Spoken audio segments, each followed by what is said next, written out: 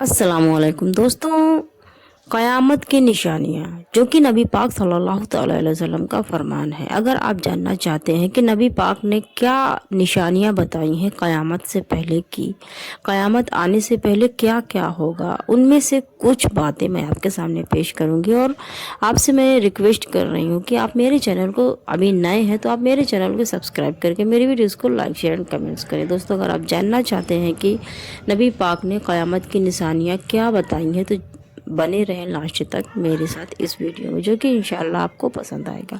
चलिए दोस्तों, शुरू करते हैं कि नबी पाक ने क्या क्या फरमाया है। इस क़यामत के पहले क्या है निशानियाँ। चांदी सोने के सतनों ज़ाहिर होंगे।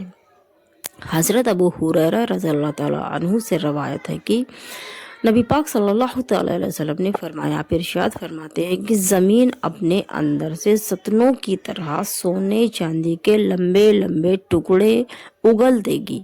क़यामत के पहले दोस्तों ये ज़रूर होगा, क्योंकि नबी पाक ने फरमाया है।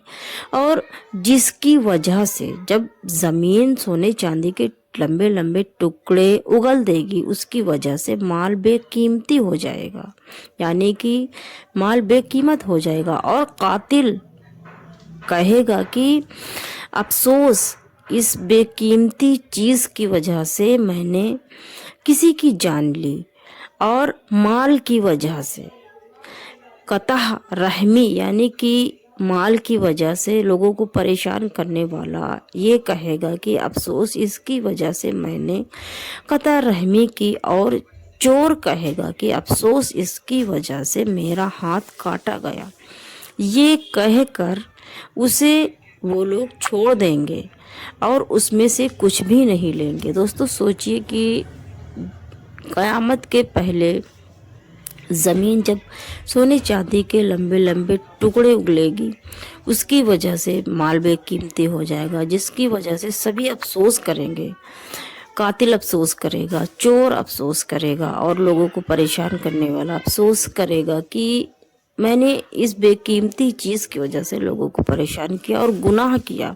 उसी तरह दूसरी हदीस में ये आता है कि दूसरी हदीस में आता है दोस्तों कि क़यामत से पहले वो वक्त आएगा कि नहरे फरात के अंदर से सोने का एक पहाड़ ज़ाहिर होगा। दोस्तों, ये भी नबी पाक सल्लल्लाहु अलैहि वसल्लम का ही फरमान है। और दूसरी हदीस में ये आता है कि क़यामत के पहले वो वक्त भी आएगा जो नहरे फरात के अंदर से सोने का एक पहाड़ ज़ाहिर होगा, और उसको कब्जाने के लिए, यानी उस पर कब्जा जमाने के लिए लोग आपस में जंग करेंगे, जिसके नतीजे में 99% इंसान मर जाएंगे।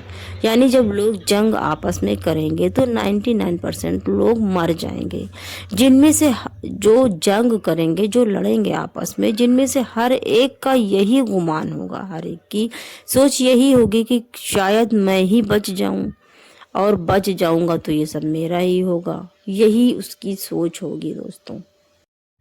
और दोस्तों, दूसरी बुखारी मुसल्लिम में एक रवायत ये भी है कि जो हज़रत अबू हुरैरा रज़ियल्लाहु ताला अन्हु से मरवी है, मुराद है कि नहरे फरात से सोने का एक पहाड़ ज़ाहिर होगा, जो शख्स वहाँ मौजूद हो उसमें से कुछ भी ना ले। ये बुखारी मुसल्लिम की रवायत में आता है दोस्तों। और जो दोस्तों मैंने बताया है अभी, उसमें अगर आपको कुछ समझ में नहीं आया तो आप कमेंट्स में पूछ सकते हैं।